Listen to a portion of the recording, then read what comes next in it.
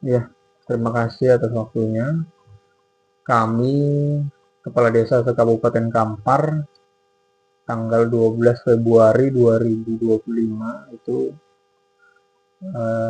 diadakan sosialisasi di tingkat kabupaten, tepatnya di Aula Bupati, yang dipimpin langsung oleh Kepala Dinas DPMD, dihadiri juga oleh Bapak dari Kejaksaan, Kapolres, Dandim, dan dari seluruh OPD, Forkopimda yang hadir. Di sanalah kami memahami beberapa juknis ataupun tujuan sasaran dari makanan gizi gratis dan juga ketahanan pangan 2025 yang mana menurut Permendes nomor 3 tahun 2025 yang langsung bertujuan untuk ketahanan pangan. Di sini disampaikan bahwasannya ketahanan pangan minimal 20% dari dana desa dan harus melalui ataupun melibatkan dari pihak BUMDes dengan cara penyertaan modal. Nah, jadi dari BUMDes yang akan nanti mengelola sebelumnya kita ambil poin di acara tersebut bahwasannya BUMDes harus melaksanakan pertanggungjawaban BUMDes terlebih dahulu musyawarah desa. Kemudian kita di situ bentuk unit untuk ketahanan pangannya. Kemudian disitulah baru kita sampaikan terkait program ketahanan pangan yang mana nanti akan menunjang makanan gizi gratis. Yang mana di Desa Tambuse juga sudah di sini ada SD, ada SMA. Nah, yang nilainya yang jumlah siswanya mungkin di atas 500 orang. Yang itunya nanti yang akan didistribusikan untuk makanan gizi gratis.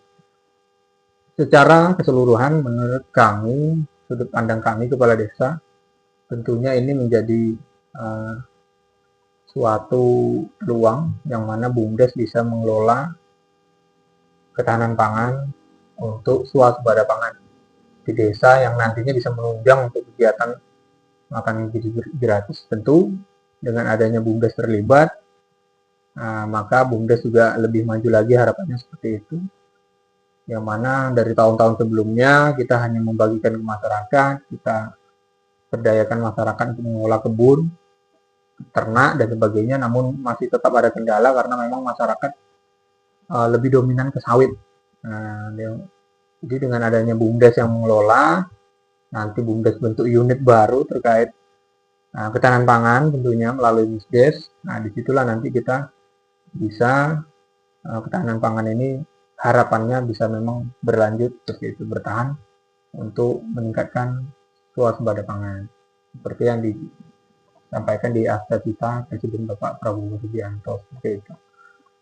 Yang mana kita sendiri pribadi, saya di rumah juga sudah mulai, ya. Saya dari dulu memang hobi bertani.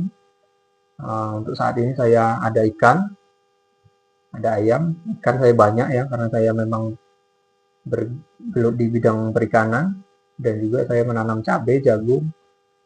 Nah, itu salah satu bentuk contoh lah, simple untuk masyarakat, sampel untuk masyarakat bahwasanya kita sebagai masyarakat itu harus mandiri, ya. Karena yang dikhawatirkan 5 tahun atau 10 tahun ke depan kita ada krisis pangan.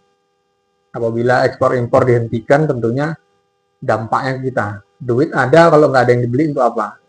Duit ada, kita punya uang, sawit lah contohnya. Di sini petani sawit, masyarakat mengandalkan sawit. Sawit dijual jadi uang. Uang kalau kita belanjakan, berasnya nggak ada, mau makan apa? Mau makan sawit. Nah, seperti itulah. Jadi jangan kita berfokus sama satu varietas ya. Harapannya dari pemerintah kan sekarang kita memanfaatkan karangan. Nah, itulah yang sekarang saya terapkan. Saya tanam jagung, saya tanam sayur-sayuran, cabai, dan juga saya punya perikanan, saya punya peternakan ikan ayam juga.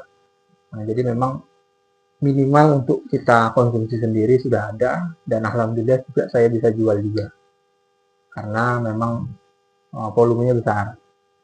Jadi harapan saya masyarakat juga bisa meniru kegiatan yang sama dengan kita menyediakan pangan untuk kita sendiri. Nah, minimal kita siap menghadapi yang namanya krisis pangan seperti itu. Terus gini Pak, ini kan makan gratis itu kan akan ditangani. Jadi kan ada banyak bahannya kalau misalkan dari sekolah itu nggak apa-apa. Dari masalah itu juga ya sampai aja itu 17.000 kan. Dengan kita belanja, kalau memang nanti ada dapur di desa umpamanya kan, kita ada belanja dari kita sendiri, mungkin itu bisa murah. Yang membuat 10.000 itu nggak cukup karena kita beli di luar. Nah, kita ayam harus ayam potong, ikan harus beli di pasar. Di pasar harga lele misal itu 26.000. Sedangkan kita beli ke petani tidak sampai 20.000. Nah, tentu ini bisa meminimalisir, bisa hemat. Apalagi kangkung kita nanam sendiri, sayur-sayuran kita nanam sendiri, tentu dengan uang 10.000 menurut saya cukup. Asal semua bahan bakunya dari dalam desa itu sendiri. Nah, bahan pangan itulah yang mau kita gesah, Pak. Makanya saya buat contoh dulu di rumah. Saya tanam cabai, saya tanam sayur-sayuran, saya budidaya ikan. Nah, karena memang saya lebih suka yang seperti itu daripada saya beli. Makanya saya ke warung paling hanya beli buah. Saya ke pasar paling hanya beli buah.